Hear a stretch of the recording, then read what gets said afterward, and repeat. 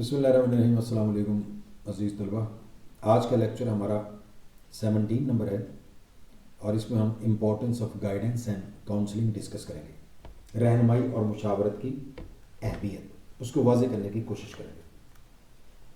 چند نکات ہیں جن کی مدد سے ہم رہنمائی اور مشاورت کی اہمیت کو واضح کرتے ہیں۔ پہلا پوائنٹ ہے ہمارا need of the current period, موجودہ دور کی ضرورت، کرنٹ دور کی ضرورت۔ آج کے کٹھن مسائل کے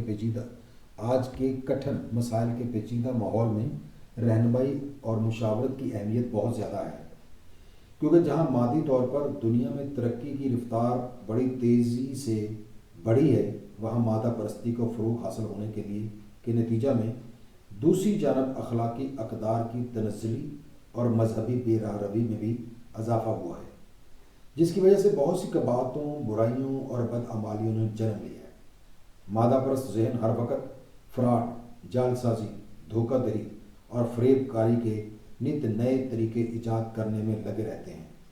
رہنمائی اور مشاورت سے ان مسائل کا حل ڈھونڈا جا سکتا ہے۔ دوسرا پوائنٹ ہے ذہنی نشو و نما، مینٹل گروتھ۔ افراد کسی بھی قوم کا بیش بہا سرمایہ ہوتے ہیں۔ اقوام کا مستقبل افراد کی صحت مندانہ ذہنی نشو و نما اور متوازن شخصیت سے وابستہ ہوتا ہے۔ لہذا عوام الناس کی موضوع ذہنی نشو و نما اور ان کی متوازن شخصیت پر ہمیں توجہ مرکوز رکھنا چاہیے، کیونکہ آج کی مادہ پرست دنیا میں ماحول اور حالات سے عدم مطابقت تفرقہ ڈالنے والے رجحانات پیدا کر سکتی ہے۔ ان سے بچنے کے لیے رہنمائی اور مشاورت کا سہارا لیا جا سکتا ہے۔ تیسرا پوائنٹ ہے کوآرڈینیشن ود سرکمسٹانسز، ماحول سے ہم آہنگی۔ غریب اور امیر کے درمیان بڑھتے ہوئے فرق اور فاصلے مختلف قسم کی ذہنی الجھنوں اور جرائم کا باعث بنتے ہیں۔ اس لیے ماحول سے ہم آہنگی اور مطابقت پیدا کرنے کے لیے درست رہنمائی اور مشاورت بہت ضروری ہے۔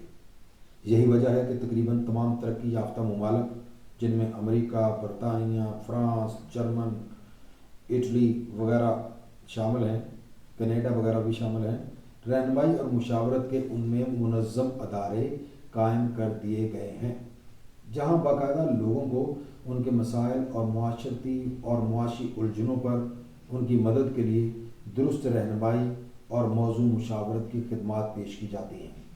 ضروری ہے کہ اب ہم بھی ایسے اداروں کے قیام کی طرف سرکاری اور نجی طور پر توجہ دیں۔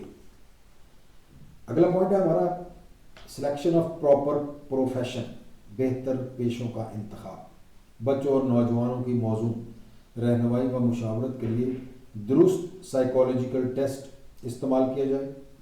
ان کی ذہانت یعنی انٹیلیجنس، ان کا ایپٹیٹیوڈ، ان کا پرسنالٹی اور ان میں مختلف قسم کی جو ٹریٹس یعنی خصوصیات ہیں، ان کو ماپنے کے لیے ہمیں اقدامات کرنے چاہیے۔ جہاں پر طلبہ نے 8ویں، 10ویں، 12ویں اگلی جماعتوں میں مختلف مضامین، شعبہ جات اور پیشہ جات کو اپنانا ہوتا ہے، لہٰذا ان تمام مراحل پر خصوصی رہنمائی اور مشاورت بہت اہم ہے۔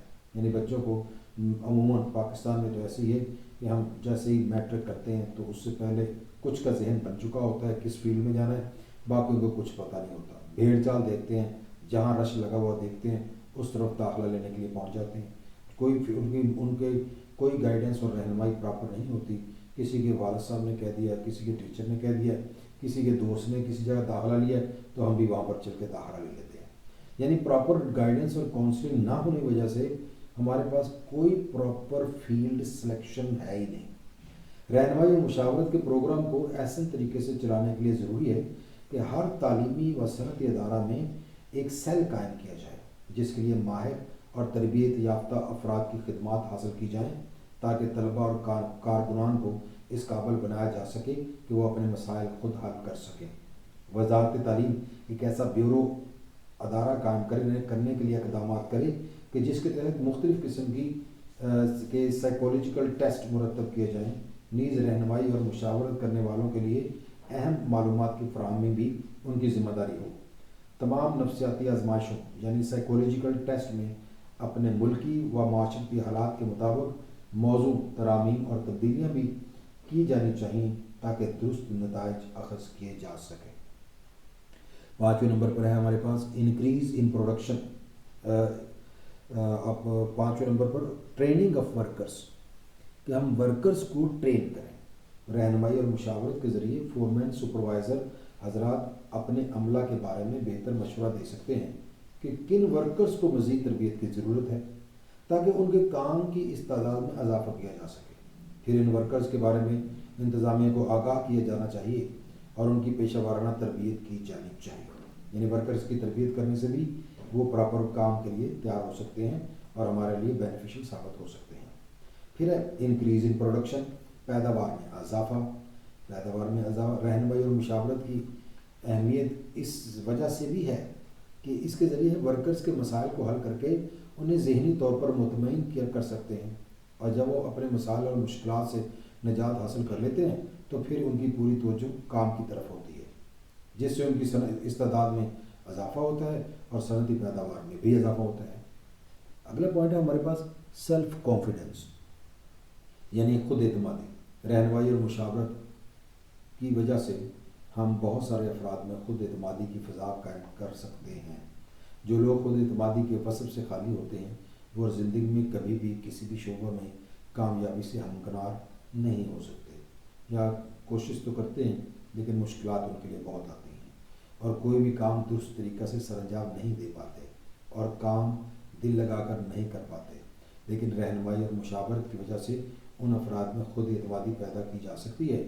اس لیے صنعتوں میں اس کی اہمیت بہت زیادہ ہے، کیونکہ ورکرز میں خود اعتمادی پیدا کر کے ان کے کام کرنے کی استعداد میں اضافہ کیا جا سکتا ہے۔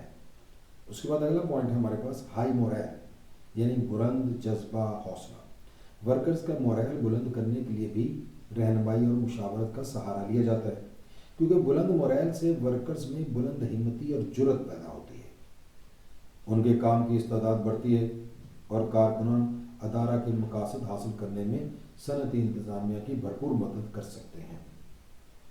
نیکسٹ پوائنٹ ہے ہمارے پاس انکریز ان موٹیویشن، کہ رہنمائی اور مشاورت کی وجہ سے صنعتی انتظامیہ کارکنوں میں کام سے شوق اور لگن پیدا کرتی ہے۔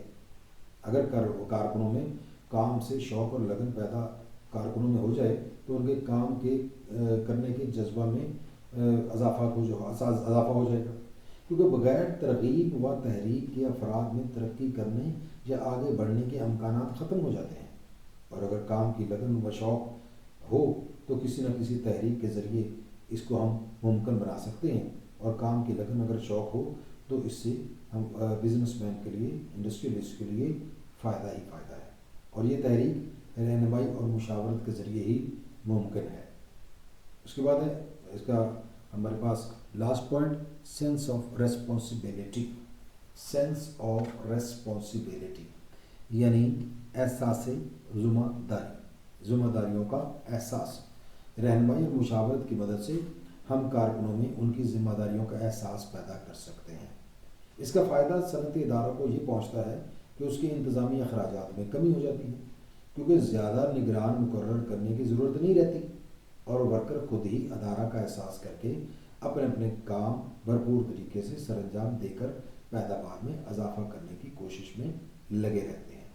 ان پر کوئی نگران مقرر کرنے کی ضرورت نہیں رہتی، لیکن اگر ان میں ذمہ داریوں کا احساس نہیں ہوگا تو جتنے مرضی آپ ان کے اوپر نگران مقرر کر دیں، ان کا کام کا جو ٹارگٹ ہے وہ اچیو کرنے میں مشکلات ہی پیش آئے گی۔ لیکن رہنمائی اور مشاورت کے ذریعے ان میں جب ہم احساس ذمہ داری پیدا کر دیں گے تو آٹومیٹکلی آپ کی پروڈکشن میں اضافہ ہوگا۔ یہ جناب والا آج کا ٹاپک تھا۔ نیکسٹ ہم اگلے ٹاپک کے ساتھ حاضر ہوں گے، اس وقت کے لیے اللہ حافظ۔